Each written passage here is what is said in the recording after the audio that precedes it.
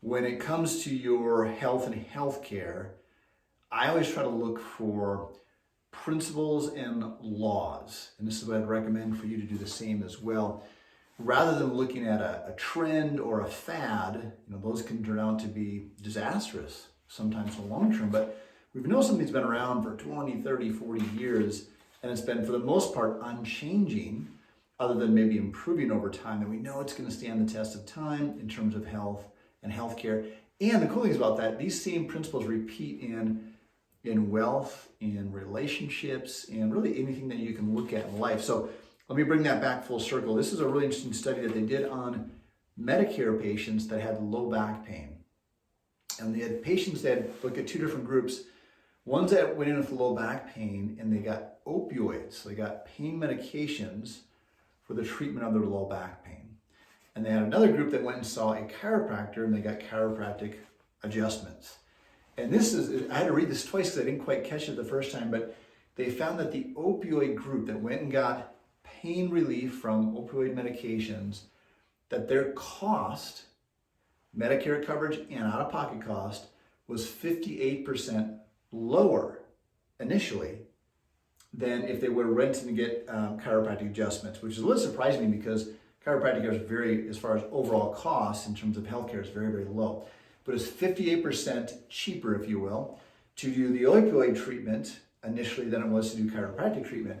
But here's the interesting part. When they looked at the longer trends over time, that those patients that did opioid treatment had almost twice as much, their overall healthcare costs, not just low back pain, but their overall healthcare costs were 1.87 times, or almost twice as much higher for their healthcare cost than the ones that did chiropractic care.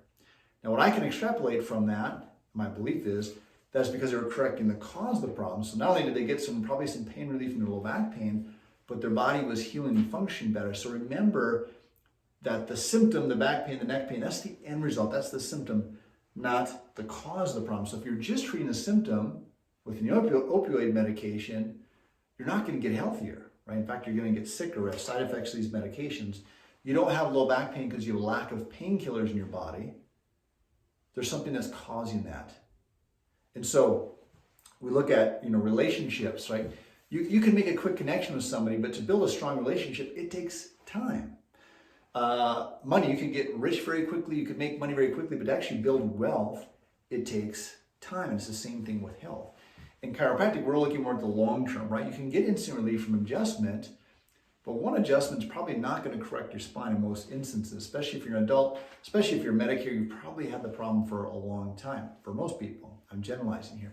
And this goes along to another study you probably heard me talk about here before. They had two groups of people, one group that went and saw a chiropractor for their primary care physician, and one group that went and saw medical doctors for their primary care physician. And the ones that saw the chiropractor had 85% less pharmaceutical costs, 62% less outpatient surgeries and procedures. Think about those numbers. 59% less days in the hospital, 60.2% less in-hospital admissions.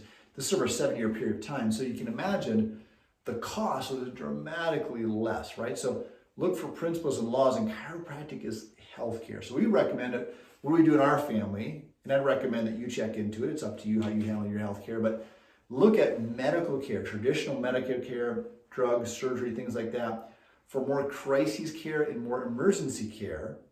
And then use chiropractic for your foundation for healthcare. And then you use nutrition for healthcare, not to lose weight, but to get healthy, right? Use your food, as Hippocrates says, food is your medicine.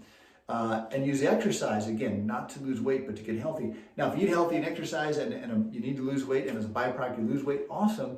But look at it over the long term, not a short-term treatment.